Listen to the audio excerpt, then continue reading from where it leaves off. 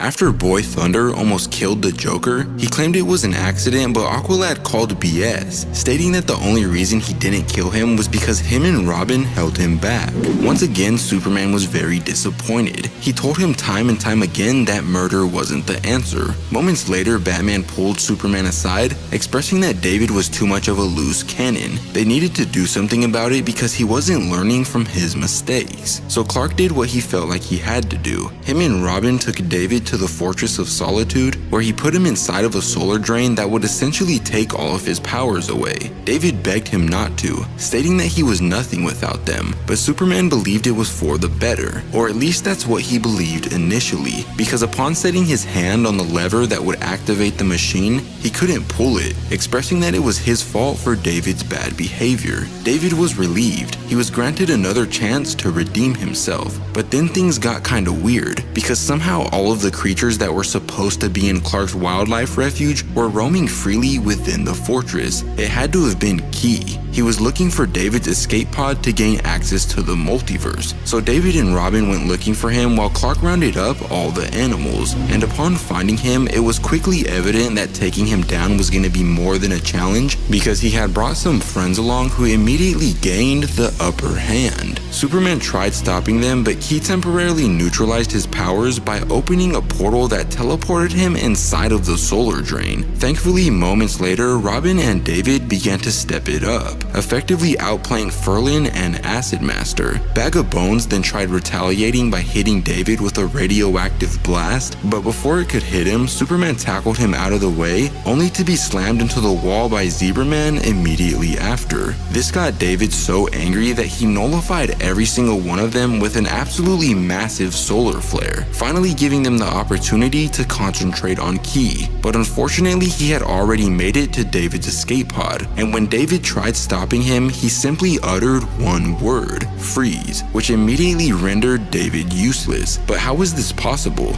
Well, apparently Key infiltrated his mind when they were holding him hostage, and he instilled a paralysis command that would cause him to freeze when triggered. So for the time being, he was helpless. Key had a gun pointed his way, and because Superman was powerless, he couldn't help him. So David was going to die, or at least he would've if it weren't for the Dark Knight clutching up in the last seconds with a boot to the face. He then freed David of his paralysis by resetting his nervous system, and after doing so, David knocked Key onto the ground, exclaiming that he didn't deserve to live. But this time, thanks to Superman's guidance, he didn't try to kill him. But then in a shocking twist, it was revealed that Key accidentally triggered the escape pod when David knocked him onto the ground. David started to vibrate. Him and the pod shared a vibrational signature, meaning that if it jumped to another universe, it was gonna bring him with it. At first, it was pure chaos. They were all panicking and trying to get a hold of the Flash so he could use David's vibrations to track him through the multiverse, but he wasn't answering. So David said his last goodbyes, apologizing to Clark for being so much trouble. Clark was heartbroken, stating that he was everything he could have hoped for in a partner and promising to find him. And just like that, David was gone, ending up in a universe at the feet of none other than Gog. But sadly, that's where this issue comes to an end. But if you want to see what happens next, let me know in the comments down below.